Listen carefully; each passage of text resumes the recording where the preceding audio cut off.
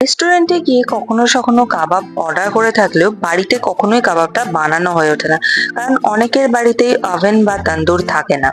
আজকে আমি একটা চিকেন কাবাবের সহজ একটা রেসিপি শেয়ার করছি, যেটা অনায়াসেই বাড়িতে তৈরি করে নেওয়া যায় ওভেন বা তন্দুর ছাড়াই। আমি এখানে বোনলেস চিকেন নিয়ে নিয়েছি। চিকেনটাকে ভালো করে ধুয়ে পরিষ্কার করে ম্যারিনেট করে নিচ্ছি আদা বাটা, রসুন বাটা আর কাঁচা লঙ্কা বাটা। আর দিয়ে দিচ্ছি অর্ধেক পাতিলেবুর রস। আর এটার মধ্যে মশলা হিসেবে দেব গোলমরিচের গুঁড়ো, ছোট চামচের হাফ চামচ দিলাম। আর দিয়ে দেবো স্বাদ অনুসারে নুন। নুনটা আমি এখানে কমই ব্যবহার করছি।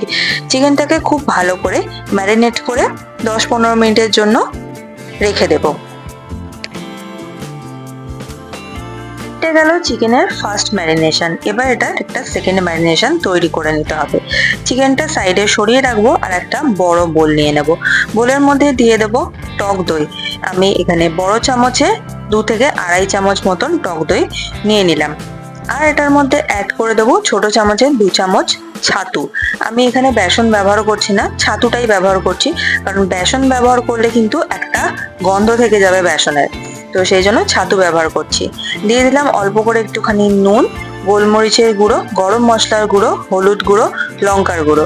আর দিয়ে দিচ্ছি ধনে পাতা পুদিনা পাতার চাটনি, যেটাকে গ্রিন চাটনি আমরা বলে থাকি। এই চাটনিটাও তৈরি করা খুবই সহজ। আমার চ্যানেলে অলরেডি এটার ভিডিও দেওয়া রয়েছে। আর দিয়ে দিলাম একটুখানি সাদা তেল। খুব ভালো করে এই ম্যারিনেশনটাকে এবার মিশিয়ে নিতে হবে। একটুও যেন দইয়ের লাম্পস না থাকে, খুব ভালো করে একদম স্মুথ করে মিশিয়ে নিতে হবে, ঠিক এইভাবে। এবার এইটার মধ্যে চিকেনটাকে দিয়ে দেবো। আগে যে ম্যারিনেট করে চিকেনটা রেখেছিলাম, সেই চিকেনটা এটার মধ্যে দিয়ে ভালো করে এটাকে মিশিয়ে নিতে হবে। এবার এটাকে কমপক্ষে 8 ঘন্টা ম্যারিনেট হওয়ার জন্য ছেড়ে দিতে হবে। যে কোনো কাবাবের ম্যারিনেশন কিন্তু খুবই ইম্পর্টেন্ট। যতক্ষণ চিকেনটা ম্যারিনেশনে থাকবে তার টেস্টটা কিন্তু ততটাই বেটার হবে। তাই জন্য চিকেনটাকে কিন্তু অবশ্যই ম্যারিনেট করে রাখতে হবে 8 ঘন্টা থেকে 1 ঘন্টা পর্যন্ত মিনিমাম। ঘন্টা পরে ফিরে এলাম। এবার কাবাবটা আমি তৈরি করে নেব। নিয়ে নিয়েছি ননস্টিক প্যান। আশা করি এখন সবার বাড়িতেই ননস্টিক প্যান অ্যাভেলেবেল। ননস্টিক প্যানে অল্প করে সাদা তেল দেবো, বেশি তেল দেওয়ার কিন্তু দরকার নেই। বড় চামচের 1.5 চামচ মতন দিলেই হবে। তেলটাকে খুব ভালো করে গরম করে নিতে হবে। আর তেলটা গরম হয়ে গেলে চিকেনগুলো ম্যারিনেশন থেকে তুলে ঠিক এইভাবে কিন্তু দিতে হবে। এক্সট্রা ম্যারিনেশন কিন্তু দিলে সেটা পুড়ে যাবে, তাই চিকেনের গায়ে যতটুকু লেগে আছে ততটুকু ম্যারিনেশনই কিন্তু এখানে অ্যাড করে দেব। এবার কিছুক্ষণ আমি ওয়েট করব, 1 থেকে 2 মিনিট মতন। তারপর এটা চিকেনটাকে উল্টে পাল্টে ভেজে নেব। বারবার কিন্তু এটাকে উল্টাতে পাল্টাতে থাকলে তাহলে চিকেনের এই যে ম্যারিনেশনটা সেটা চিকেনের গা থেকে খুলে যাবে এবং কিন্তু রেসিপিটা একদমই টেস্টি হবে না। গ্যাসের ফ্লেমটা কিন্তু এই সময় একদমই লো টু মিডিয়াম রাখতে হবে। হাই ফ্লেমে কিন্তু এটা ভাজতে থাকলে বাইরে থেকে খুব সহজেই কালো হয়ে যাবে এবং ভেতরে চিকেনটা কিন্তু একদমই কাঁচা থেকে যাবে। সেই জন্য লো টু মিডিয়াম ফ্লেমে একটু সময় ধরে চিকেনটাকে খুব ভালো করে এইভাবে ভেজে নিতে হবে। চিকেনটা খুব ভালো করে উল্টে পাল্টে ভাজা হয়ে গেছে এবং চিকেনটাও সম্পূর্ণভাবে সেদ্ধ হয়ে গেছে। এবার প্যান থেকে চিকেনটাকে তুলে নিতে হবে। যে এক্সট্রা মশলাটা যেটা ছিল সেটাও খুব ভালোভাবে ভাজা হয়ে গেছে, সেটাও কিন্তু ফেলে দেব না, সেটাও চিকেনের মধ্যে মিশিয়ে দেব, কারণ ওটার মধ্যেও কিন্তু এই চিকেনের ফ্লেভার রয়েছে, তো সেইটা কিন্তু একদমই ওয়েস্ট করা যাবে না। এর মধ্যে যে এক্সট্রা মশলাগুলো যেটা ছিল সেটাকে সম্পূর্ণভাবে তুলে নিয়ে তেলটাকে একদম পরিষ্কার করে নিয়েছি। এবার ওই তেলটার মধ্যে দিয়ে দেব বেঁচে থাকা ম্যারিনেশনটা। চিকেনের ম্যারিনেশন যেটা এক্সট্রা বেঁচে ছিল সেই ম্যারিনেশনটা এটার মধ্যে তেলের মধ্যে দিয়ে দেবো।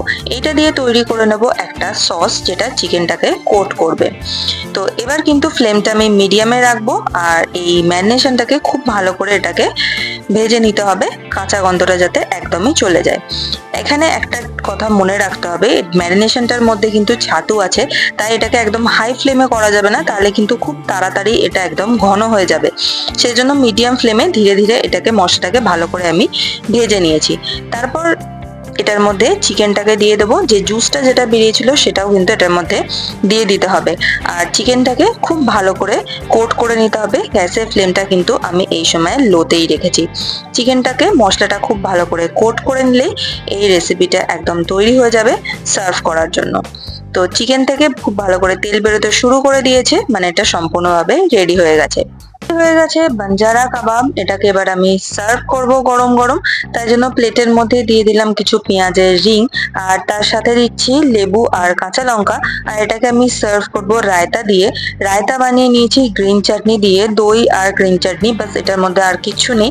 এবার এটার মধ্যে আমি কাবাবগুলোকে দিয়ে দিচ্ছি আর গরম গরম সার্ভ করে দেবো। আশা করি ভিডিওটা আপনাদের ভালো লেগেছে। যদি ভালো লাগে তাহলে একটা লাইক করবেন, শেয়ার করবেন আর চ্যানেলটাকে অবশ্যই সাবস্ক্রাইব করে পাশে থাকবেন। আর যদি ভালো না লাগে সেটা আমাকে কমেন্টে জানাতে পারেন। Thanks for watching.